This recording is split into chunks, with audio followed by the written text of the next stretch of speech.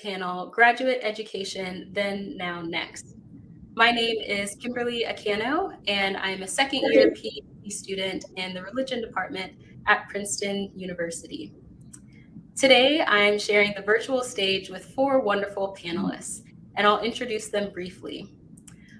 Our first panelist is Connolly Majumdar. Connolly is Associate Director of Graduate Professional Development at the University of Virginia. Our second panelist is Leonard Cassuto. Leonard is author of the new Ph.D. and the Graduate School Mess, What Caused It and How We Can Fix It. Our third panelist is Joy Connolly. Joy is president of the American Council of Learned Societies, or ACLS. And our final panelist is James Watson Cripps, who is a PhD candidate in East Asian Studies here at Princeton University. Welcome to our panelists, and welcome to all of you for joining us for this session. A note to the audience, first we'll begin with a round of questions for all of the panelists, and then we'll move on to questions for the audience. So please feel free as you're ready to submit your questions in full, and then we'll return to them and read them aloud on your behalf after the round of questions. So to start, our first question is for Leonard Cassuto. Lenny, as you know, the theme of this session is Graduate Education, Then, Now, Next. And one of the questions animating this session is what or who is the scholar of the 21st century? So I'll pose that question to you to open us up for discussion. Who is the scholar of the 21st century, and how does the scholar of the 21st century differ from the scholar of the 20th century or even the 19th century? Well, thanks, Kim, and thanks everybody for organizing this. And I really appreciate Princeton making it available outside of its own walls as well. I want to begin with a question that maybe that I'm going to come back to. It's quite salient, which is, can you hear me okay? And I'll explain why that's important, other than the immediately practical reason. But in order to get back to that idea, I want to first go back to the 19th century, because my work in higher education is always informed by the idea that we can solve our problems today if we understand better where they came from. And so the question of that who was the 19th century scholar is, I think, a really salient one if we're going to answer the question of who the 21st century scholar is. So the 19th century scholar was inspired by European exemplars. And that scholar, I'm going to say he, because it was almost always a man, was seeking a world apart, inspired by the European example of the university existing in a space between church and state, a cloister of sorts. The 19th century scholar in the United States was inspired by that to seek a world apart, but in an American setting. And I want to emphasize the difference in setting, because this cloistered ideal was never a good fit in the United States, because when Americans started founding research universities, they demanded a different kind of engagement, an engagement in particular that with attention to utility, that was not an ideological priority in Europe.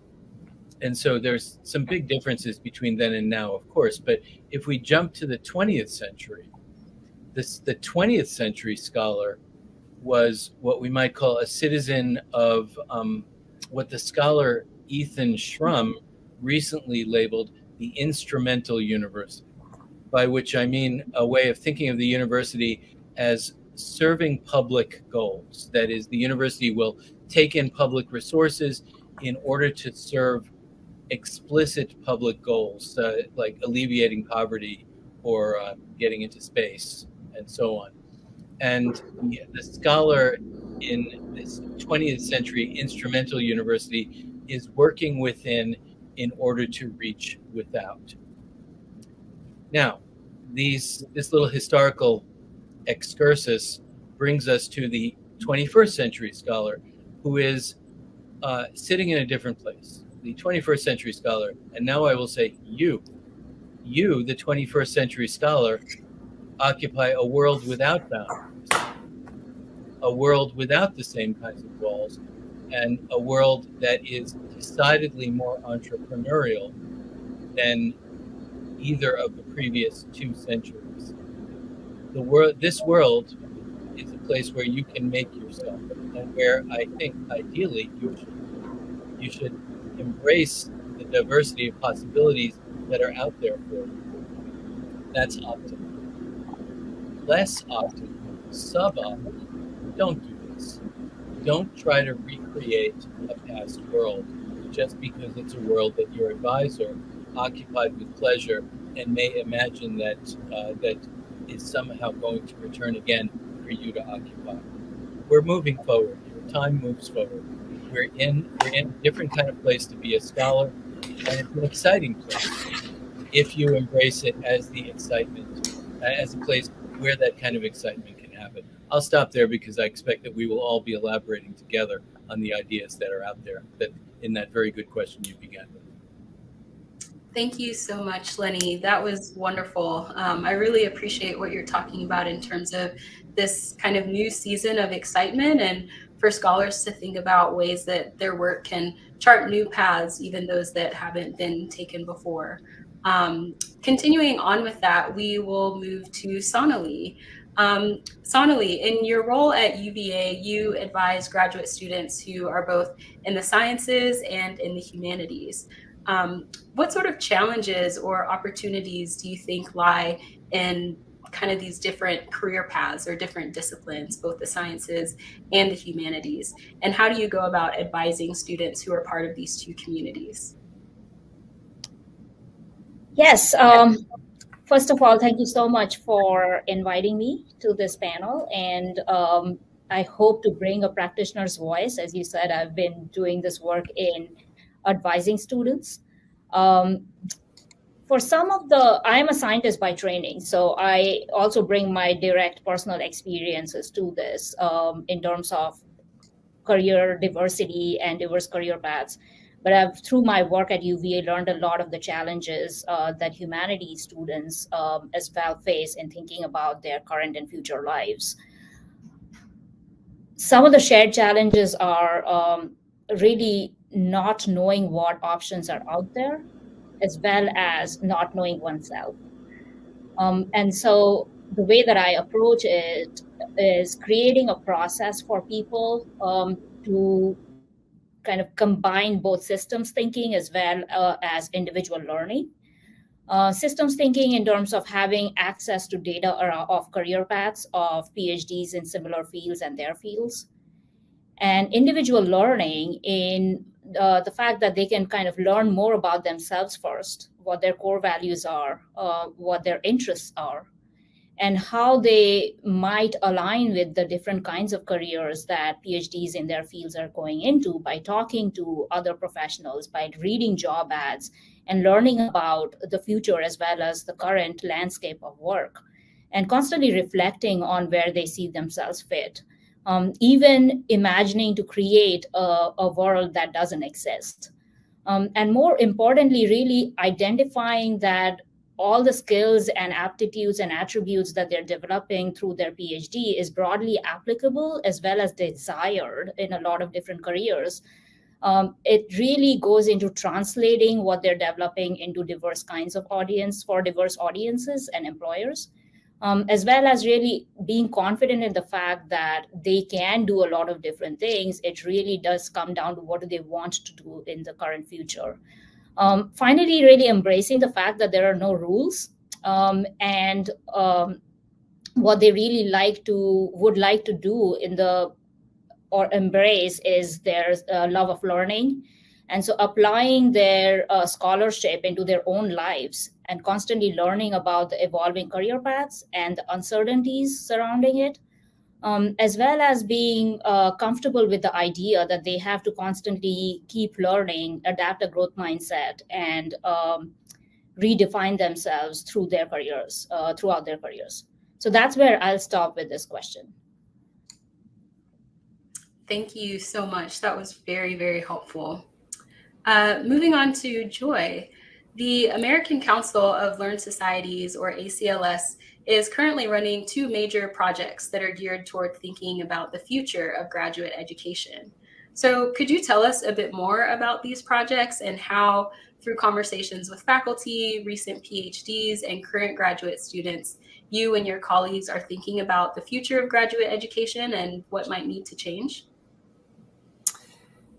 Yes, thanks, Kim. I'm happy to talk about this, and thank you to everyone for coming. I want to thank, as Lenny did, Princeton for making this available outside its walls as well, because this is really a conversation echoing what my colleagues have said already, that we all need to be having all the time, because the university we're in now, or the college we're in now, the academy we're in now, is not the academy, the university, the college of 10 or 20, let alone 40 years ago. And I say this with some, I can't really put a name to the emotion. It's mixed. I was in graduate school 30 years ago, and so much has changed since then. And I don't really think of myself as a dinosaur, but it is absolutely a fact that time moves on, and the institutions we all live in have changed so radically. It's something that directly impacts doctoral education because of the intellectual baggage, the emotional baggage, the allegiances and attachments that every faculty member, every administrator, who's kind of 50-ish or over, bring, which is the majority of faculty and administrators at this point. That's what we're bringing to doctoral education. So the burden is really on us to, I believe, and I welcome that burden, to be flexible, to be thinking outside of boxes, and to be welcoming of direct input from graduate students, current graduate students and recent PhDs, about the differences and about the experiences that you all are having, so that we can calibrate accordingly. And I will say straightforwardly, I don't see enough of that calibration and change going on now in the academy. I see a lot of attachment to old practices for good reasons. We're all typically, good people motivated by desires for good things. So my concern, and the reason ACLS started getting more deeply engaged in recent years in change acceleration projects, was my sense of urgency about what ACLS could do in the middle of the flow, so to speak, between scholars at all levels, and certainly including graduate students, and institutions and learned societies. So really quickly, we are the two projects that Kim referred to are the Luce Foundation funded Luce Design Workshop for a New Academy. That's the first. I'll say three things about that, and I will say three things also about the Mellon Foundation funded Intention Foundry, which is run by my terrific colleague, Dr. Javon Bickerstaff at ACLS. The Luce Design Workshop pulled together teams from 6 schools, ranging from UC Santa Cruz to Pitt, and several others, to discuss in concrete ways how to advance change in the academy. And with the focus being here on doctoral education, as I said, I'll pull out 3 things. Our conversations focused on expanding what counts as a dissertation, and the concrete ways in which departments and schools and divisions could advance change to be more welcoming of a variety of different outputs. That, of course, is connected to what counts for tenure, so that's connected to a conversation there. The second issue we talked a great deal about, and again focused on designing mechanisms for change in the Luce Design Workshop, was integrating preparation for a career as a strong faculty member, as a person who is what we call at the ACLS the whole scholar, a good researcher, a good teacher, and a willing, able, and flexible administrator, whether that's serving as undergraduate advisor, or grad chair, or chair of the department, or a dean, or something else down the line. But we need to do a much better job, in my view, of building into doctoral education those experiences. And then the last point I want to bring from the design workshop is we spend a lot of time talking about the kind of one-off or load on top approach to change in doctoral education, Everything I'm about to say when I talk about the Intention Foundry very briefly in the next couple of minutes, the last message from the design workshop is this, that we can't cram preparation for the world that doctoral students are entering into Saturday morning workshops and Thursday afternoon coffees. We've got to integrate it into the way seminars are designed, the way assignments are designed, and what we decide to reward, as a whole system. So turning to the Intention Foundry, this was a set of convenings that's ongoing, as is the design workshop, that brings together emerging scholars with a focus on scholars of color. It's an equity and diversity and justice oriented set of convenings.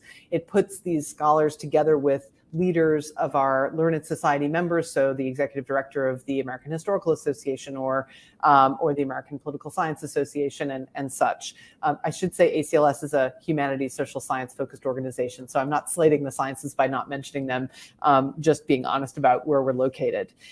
Very briefly, 3 points, and they're just representative of the many great ideas coming out of the Intention Foundry in terms of change in doctoral education. We hear calls to demystify the publishing process. We hear calls for to acknowledge varied levels of preparation that doctoral students are bringing into graduate school, with a call for whether it's summer workshops or work in or summer semesters or funded experiences that are built into the graduate curriculum in the regular semester, to acknowledge that if we're really going to diversify the professoriate, if we're going to accept people who only discover their passion for biology or for Assyrian archaeology their junior year in college, we don't want the gate of graduate school to be, to come down hard on those people. We've got to educate adults once they're in graduate school to succeed in the field by being more flexible with our curricula. And the last thing I'll mention, again, a gigantic topic, but one I hope we'll come back to, is the call coming out of the Intention Foundry for better attention to and better preparation offered by the institution to faculty to teach them to be better mentors, graduate mentors. So happy to talk more about what all that constitutes, but I wanted to share with you the really exciting range of issues and specific changes that ACLS is committed to advancing, being guided all the way by the voices of graduate students and recent PhDs. Thank you. Thank you so much, Joy, for sharing all of those insights. You've raised a lot of questions and topics, which I hope we'll get to very soon. As a reminder to our audience, we will be turning to audience questions in just a moment. So feel free, once again, to share your comments and questions that we will pose to the panelists. Speaking of current graduate students, I'd like to turn the mic over to James Watson-Cripps, who, as I said earlier, is a current PhD student here at Princeton.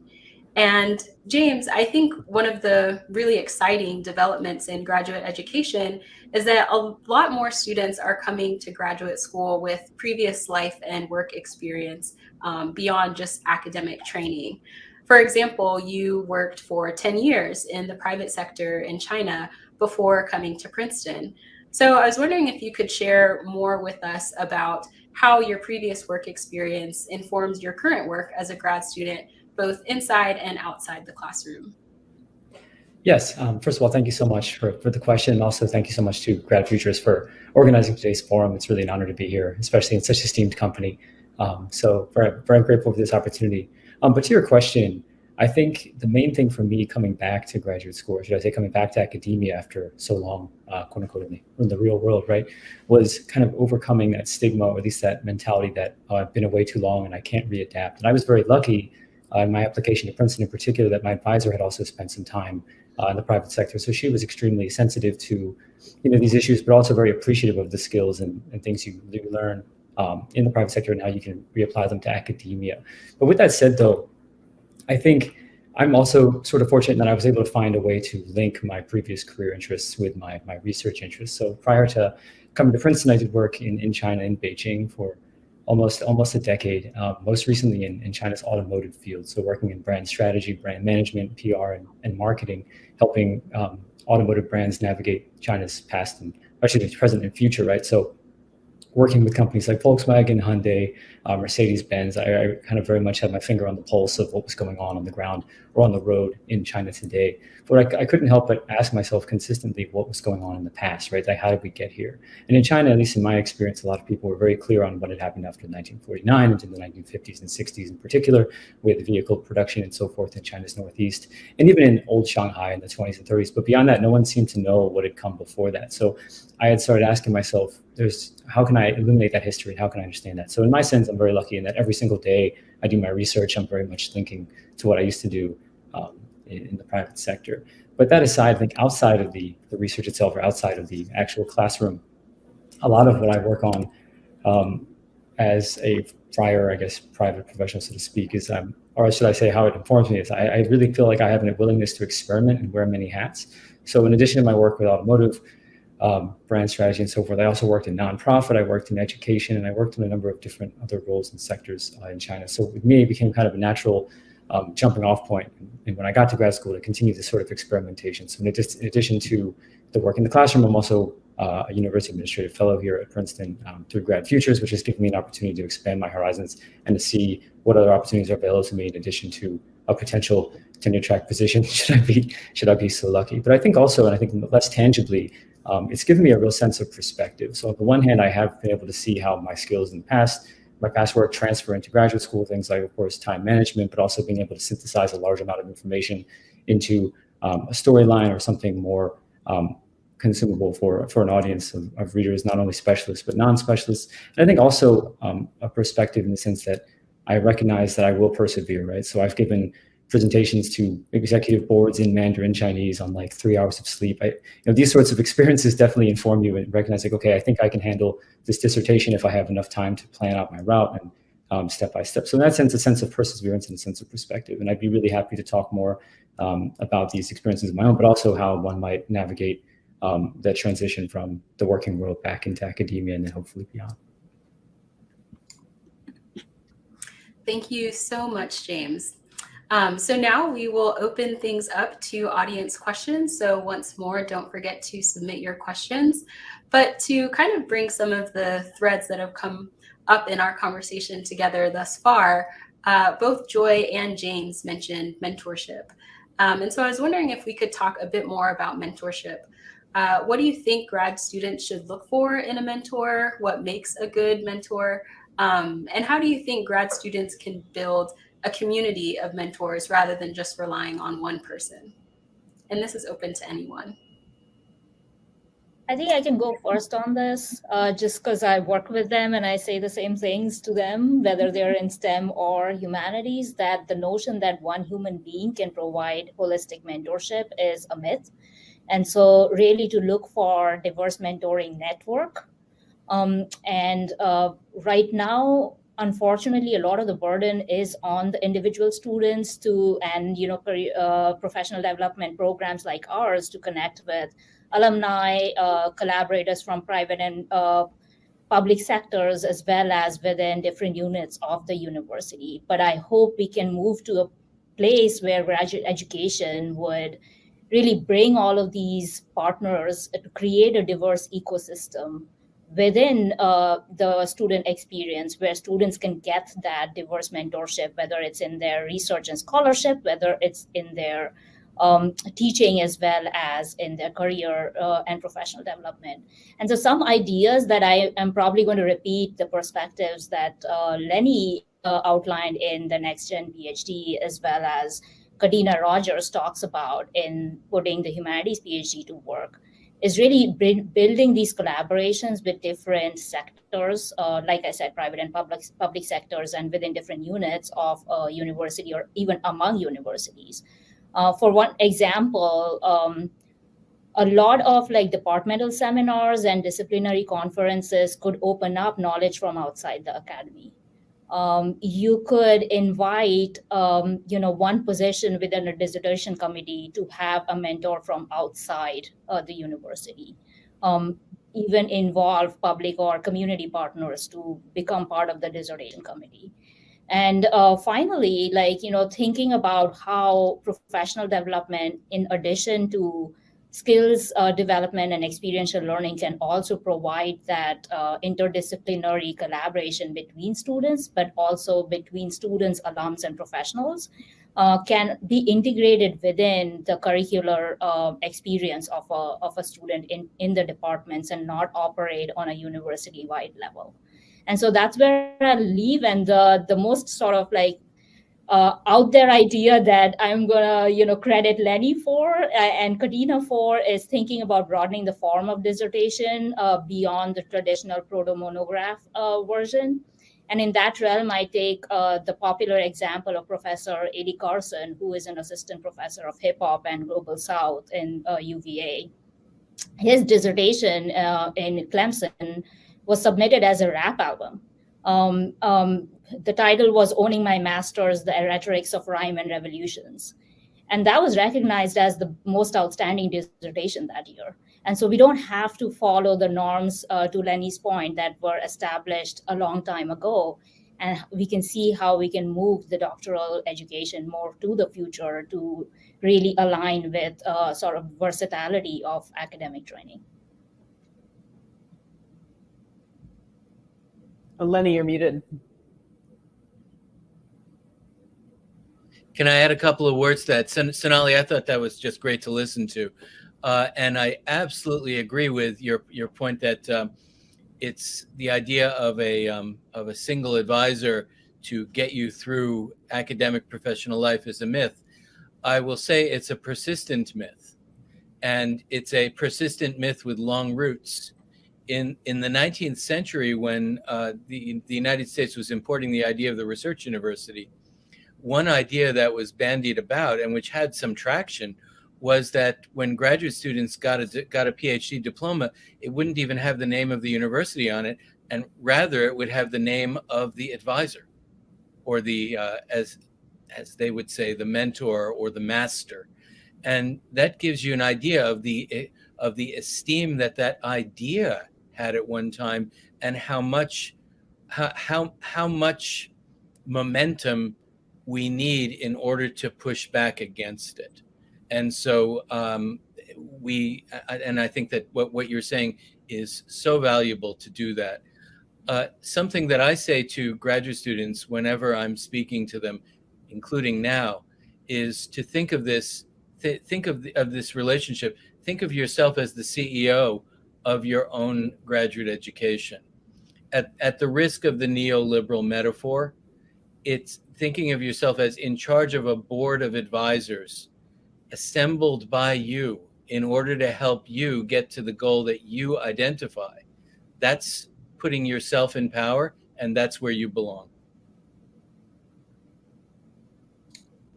That's great. I love that. Really being able to empower students to create a team of mentors to bring together whatever resources they need to do the work that they're really committed to doing. Thank you so much to you both. So we do have a question that has come in via email for Joy. And that question is, what else can grad schools and individual departments do in, say, 1 or 2 hours per week to help grad students with professional development? I think this is such a great question, especially because so many of the things that you all have named sound great. And I could also imagine they feel a bit overwhelming, especially for those of us who are so strapped for time. So yes, Joy, what are some things that people can do? Some small bites of things that they can change. It is a great question. And part of it, I will say, is a resetting of priorities and expectations so that we're spending time doing the right things. I talked at the very beginning about, a need for recalibration. And this is one area where I see this, where I think it's got to partly be due to the pull of the internet and email and meetings like this one. I'm very happy to be in this one, but there's no question in my mind, anyway, from my personal experience and that of colleagues in 3 different institutions and organizations over the last 12 years, that the rise of email and online connections has pulled us apart from our local colleagues and made departmental meetings and gatherings and school-wide meetings and gatherings often a little attenuated or badly attended. So I think reorienting ourselves to the community of people right around us it requires a mindset shift alone before we can even get into like the 1 to 2 hour a week question. But let's imagine we have done that reorientation and the department is committed to meeting or devoting 1 to 2 hours a week. I think a well-planned, and when I say well-planned, I mean not just in advance and with careful thought, but involving all the right constituents. So involving graduate student representatives, involving faculty representatives, and a couple of, even 1 or 2 administrative representatives, and also the departmental manager or administrator. They go by different names. A wildly underused resource in my experience, but someone who usually knows how the graduate students are doing, has experience working outside academia, a person who's right there who can often offer a really useful perspective. Planning out a weekly meeting over lunch would be ideal, that brings in a mix of people from, say half a dozen different, either departmental chairs, a local faculty member, and someone in the department who's had chair experience, or a colleague from another department, an administrator once or twice a year at another level. I'll say an associate dean or a dean, or someone who's had experience in the community, a range of people from alums who are local, who are often happy to come in. I mean, Ph.D. alums, whatever they're doing, a mix of academic jobs and non-academic jobs. So, a mix, call it, 8 to 10 visitors, and then regular discussions in the department that tackle exactly these questions: how to demystify publishing, what the process of tenure is. You wouldn't believe how many people I met as dean, whom I interviewed as assistant professors, who, for assistant professor posts, who had not the first idea of what was involved in the tenure process, other than that it was scary and they were nervous about it. But demystifying those processes well in advance. And then entertaining, and this is probably the toughest but most important aspect of these weekly conversations. Again, they need to be well planned. They need to be framed. Somebody needs a course off to run them. But the topic really of, we've touched on it in different ways, all of us. The topic of how the discipline is changing and how the concrete outputs, particularly the publications and the course design, class design, are also shifting, or not shifting yet, but should shift. That's the kind of conversation that makes graduate students feel empowered. They feel like they're connecting with their colleagues. They're getting the kind of group mentoring that Sonali, absolutely, and Lenny hit it right on target. This has got to be a group enterprise. It really takes a village when it comes to graduate education. So that's how I would think of that. That 1 to 2 hours per week, a gathering of graduate students and faculty in the department, organized in advance by a committee of representatives from all constituencies. It's definitely doable. That is so good to hear. Thank you, Joy. As a follow-up to that, I would love to hear more from James. Speaking of devoting 1 to 2 hours a week to these questions of grad student development, James put on a Skills for Scholars series through the GradFUTURES program. And so, James, would you be willing to talk more about your experience with that event and how you saw it was able to help graduate students think about some of these questions? Yes. So as you mentioned, we had a what we call a GradFUTURES learning cohort this year called Skills for Scholars, directly inspired by a Princeton University Press series of the same name. But we wanted to kind of have larger conversations about the state of higher education today, and then also the outcomes for career outcomes, I should say, for graduate students. Those are the early stages of graduate school, and those also finishing up.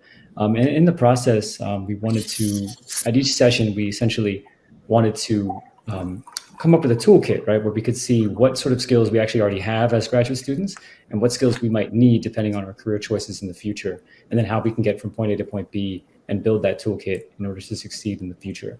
But I think ultimately for me, what came out of it, and what I hoped a lot of our participants received as well, was a sense of liberation and also almost peace of mind, which is to say that you can have it both ways, so to speak. You don't necessarily have to fall victim to this either or fallacy where it's tenure track or bust, inside the academy, outside the academy.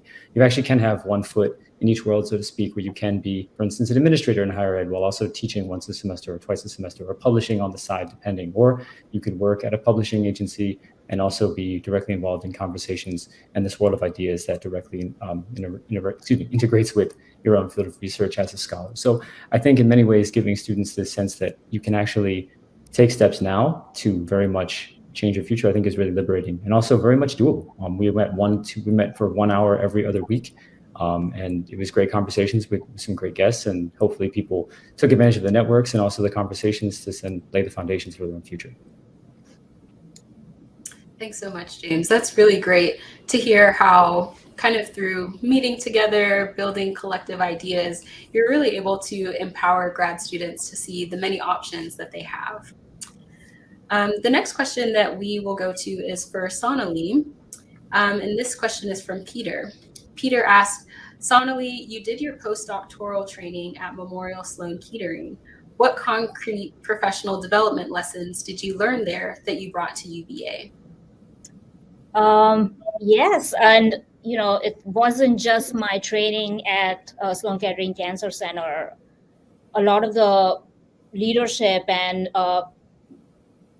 professional development work I did with the Postdoc Association in MSK as well as in New York City in building a coalition of postdocs really shaped my understanding of professional development. To draw from what Joy said, it takes a village. And I learned that in New York, that 7 to 8 different universities and institutes really put together a career symposium every 2 years called What Can You Be with a Ph.D.? And that really shaped the conversation that a scientific training was applicable for a lot of different career paths. And a lot of things that I kind of learned through those conferences are things that I brought at UVA. But also in terms of Sloan Kettering, Rockefeller, and Weill Cornell, as well as Columbia, some of the professional development training we received in management, in business, in entrepreneurship, data literacy, as well as holistic training to become a future faculty are definitely things that I drew from when I came to UVA. Specifically in terms of, not just programs, but some of the other things that I had the opportunity to contemplate and learn from while in my experience at New York was which training is more relevant for what part of your education as well as postdoc training. So really strategizing the professional development programs that are most aligned with the learning goals early years in one's graduate training, middle years of one's graduate training, and when somebody is finishing up. And so that really helped me shape the strategy and architecture of PhD Plus at UVA.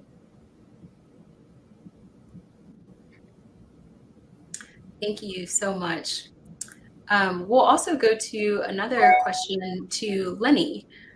This question is also via email, and the question is, granted, graduate education has shifted a lot from the 19th and 20th century, but what abides that has real value in the 21st century? Thanks for the question. It has often been said by me that that academia ought to be a conservative institution with a small c, because no one involved, from the stakeholders of academia to people outside, want to see academia being blown about by whatever the latest fad is. And the model that academia is built on, particularly graduate study in the arts and sciences, it's a model of individual exploration, not only of a subject matter, of a discipline and a subject matter within the discipline, with the goal of attaining expertise, all of which is good and all of which is valuable and productive, but it also turns into an exploration of self. Because when you do this right, you come out of it with an idea of what you want to do, not only with what you found, but with your life, that ought to be better formed, better articulated than when you started. All of those virtues are traceable to the earliest roots of graduate study in the United States. And so when I talk about reform, as I often do, it's not the same thing as talking about revolution. I don't want to blow it up. I want to change it so that it can serve best the needs of of graduate students today. And that means preserving a lot of what we started with.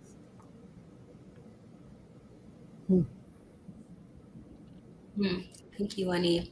Does anyone else have thoughts or responses to that question?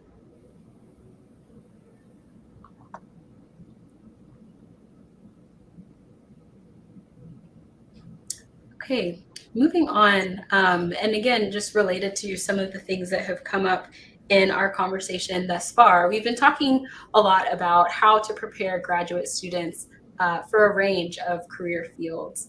And so from each of your different vantage points, what do you think are some of the skills that graduate students can develop as they're doing their graduate work? And what kind of opportunities do you think grad students can take advantage of to build some of the skills that they may not be able to acquire through their graduate training? I can jump in quickly with that. I think every university has centers, and this stretches across arts, humanities, social sciences, and sciences that require some administrative support. And I'm very supportive of internships for graduate students that take them outside academia, but that's quite a stretch for a lot of schools that don't have the resources to set it up or to sustain administration of internship programs, which are really complicated to manage well. So and take a lot of resources. So one easier to administer version of that experience would be to offer graduate students the opportunity to work for a semester in centers and institutes around the school. I know Princeton does some version of this, and it's a good experience. It absolutely reflects some of the work that faculty members do as faculty. So if doctoral students go on to get jobs in academia, that experience will serve them well.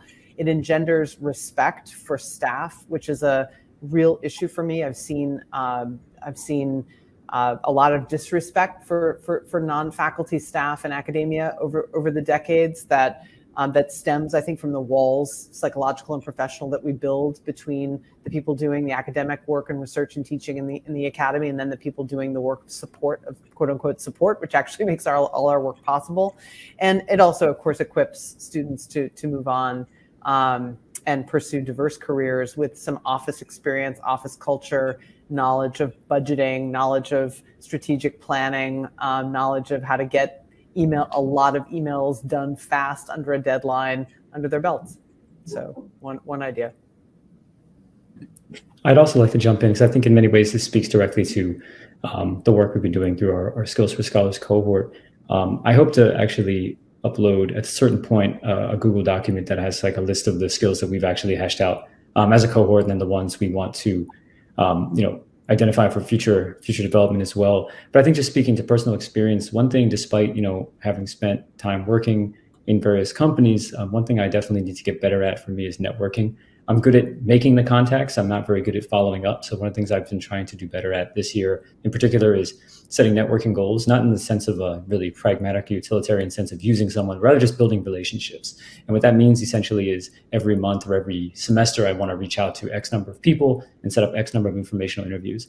For me, I'm starting to look not only at academic jobs in the sense of the tenure track positions, if they're available. I'd also very much like to get involved in higher ed administration. So one of the things I need to understand is what that means, right?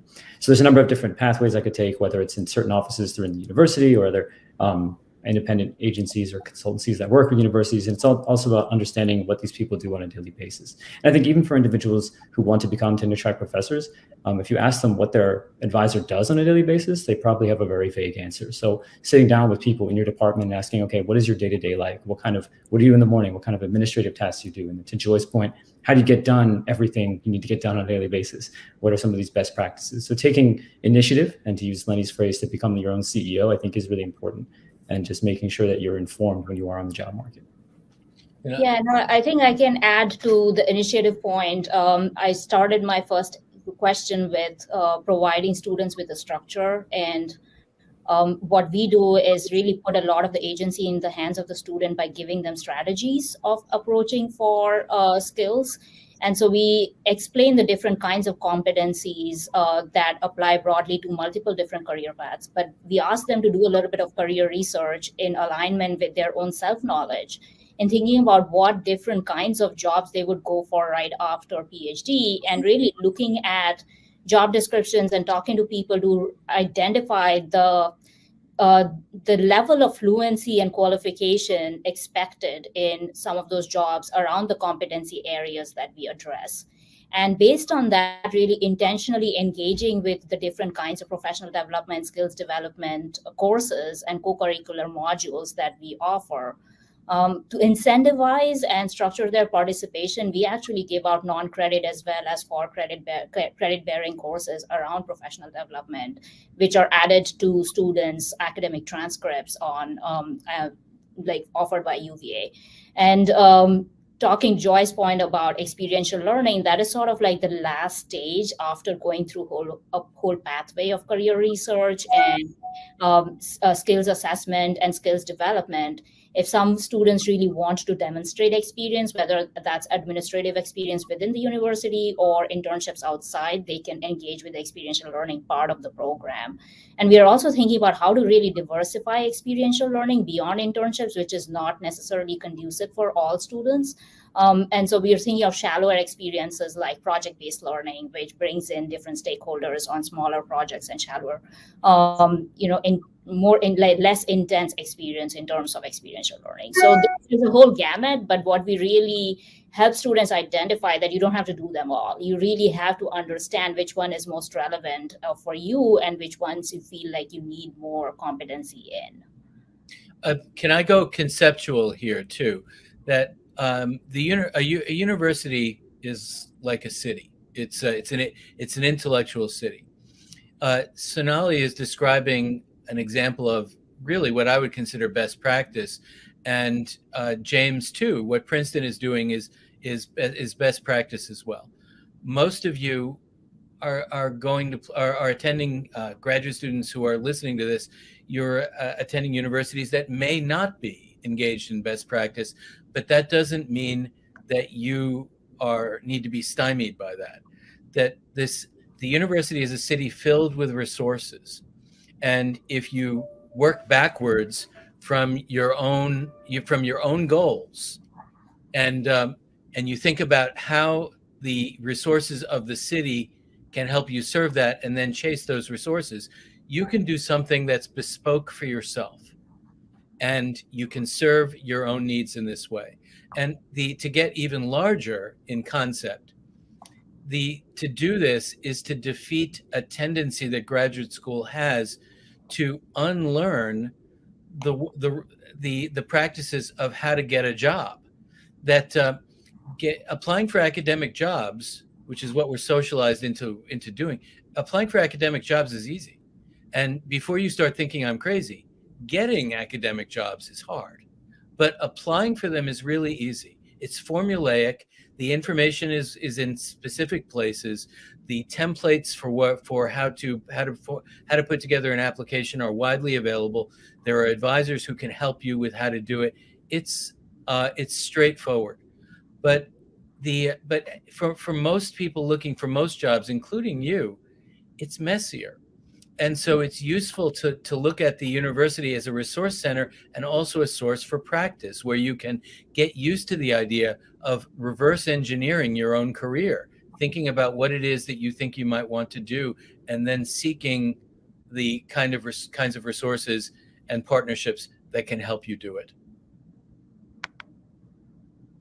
Yeah, that's great. Really underscoring this idea of collaboration and being creative about creating the kind of graduate school experience that will be most beneficial to you, whether you choose to pursue an academic career or something else. We have another question from Mark. We hear a lot of talk about the crisis in the humanities, or we could say even more broadly, the crisis of graduate education. But what makes you all hopeful about the future of the PhD? I can start, but James, you're getting one. So what makes you hopeful? Well, I think the hopeful side of it is that, at least for me, witnessing the change that's underway. Again, I recognize the privilege of my position being at Princeton University, but I should also say we did our best this year to make our cohort as inclusive as possible. We have students from outside Princeton attending, from all around the country. And in that sense, it is really very much a conversation to be had in a group. And like we've mentioned, it takes a village, right? You have your sort of a tribal kind of element to it, but at the same time, there is an inclusivity and a sense that you're not alone. So if we're talking just about the change that's undergoing, we're all in this together and we're all working towards the same goals. But at a personal level, I think what makes me hopeful is just that this spirit of inquiry really does inform everything you do, even after the PhD, it is a lifelong journey. So whether or not you're a tenure track professor or working in another institution related to your field of research, you're still going to have this life of the mind. And that is very much something we need in this moment we find ourselves in. Yes, I can add on. No, go on. So I think about it as external stimuli, talking about scientific language.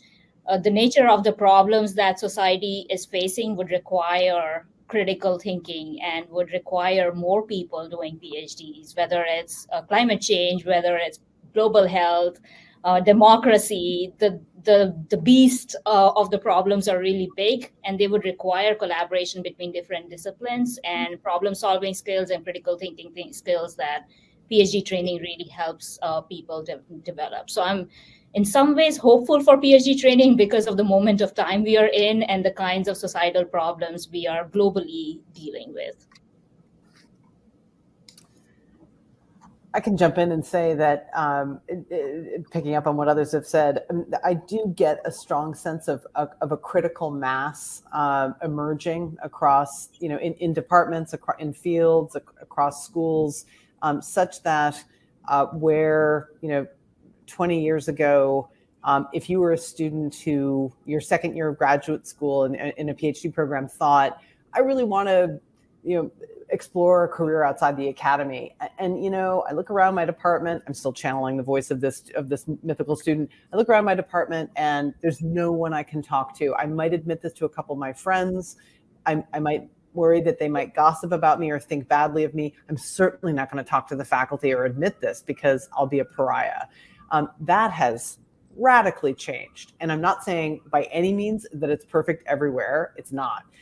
But there are enough people that with a little bit of looking and discreet inquiry, even in quite challenging situations where you might find only one faculty ally in a department of 10, chances are you're going to find that one. And in fact, you're going to find probably 3 or 4 people who are going to be, if not more, who are going to be sympathetic to you, to your desire to, whether it's because of self-preservation or excitement about work outside the academy or something in between. There has been a real shift, and it's important to remember that. I'm also hopeful because, in 1994, 3 out of every 4 students, I think, on college students, undergraduates were white in this country. That has really shifted. It's slow and it's too late. It is late. It's delayed, but we are working towards progress. We are making progress on that front and looking, and we have a much more, although it needs to be far more, but we do have a more diversified professoriate. So I feel great hope because of that, because of a more, more diverse voices in the academy right now and in the future.